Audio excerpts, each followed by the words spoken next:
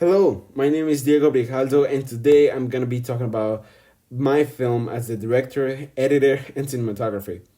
So, I will be explaining the distinctive techniques, creative choices, and styles that I personally use to create this short film.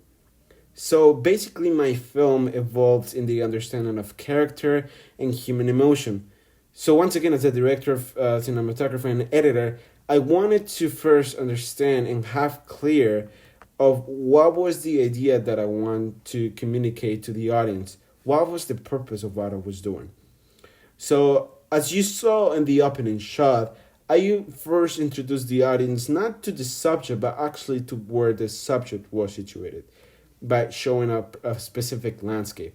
And then after that frame, after that shot, I placed the subject and his eye line by looking up that field that he was watching. So I did this by doing a wide shot and using the 24 millimeter with the prime lenses. I used the black magic to shot this film and the prime lenses because it actually helped me to create that depth of field that I wanted to create in my frame. So the most essential idea for me is to always maintain that sense of continuity and union between the shots. The style that I used was based on the more conventional storytelling by Hollywood continuing editing.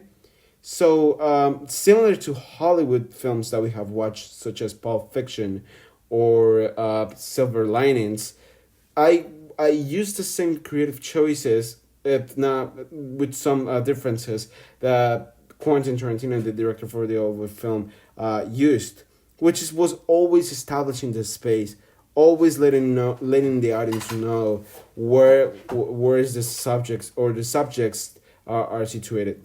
So as you can see, the reverse shots were a crucial point to establish the rhythm and continuity. So it was more about maintaining an essence between shots rather than just the unification of them, as Andrei Tarkovsky explains in his book Sculpting in Time. Now, furthermore, since I am adapting the Hollywood style to my own film, it was also essential to establish the line properly, the 180 degree line, because if not, the film would not make sense and it would be a total kill. So by this, I mean that the eye direction and the position of the subjects within the frame, whether they are left to right or right to left, it was essential for me to establish that. So this also including what was in the negative space, what was actually in the frame, not just the subjects, but what space it's in the frame, and what are the subjects looking at. Okay, so by this I mean that for the majority of my shots, I wanted to establish that because it helped me to once again present time in a different way. It's still maintaining a rhythm. It's still maintaining a direction for the actor. Now, for the majority of my shots, I either use the 24 millimeter, like I mentioned before, or the 84 millimeter for close ups, and also the 55 millimeter, which helped me to establish that like natural eye line that an actor used.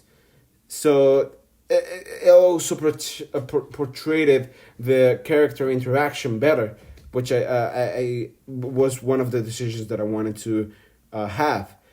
Uh, so by establishing the line properly, I was able to not only place the subjects in the frame properly, but also the eye direction matches. So whatever the actors are looking at, you're gonna see that in the next shot. So using the profile shot actually helped me to establish uncertainty, yet maintain a balance of the editing, since there's a continuation of the same type of shots as the film.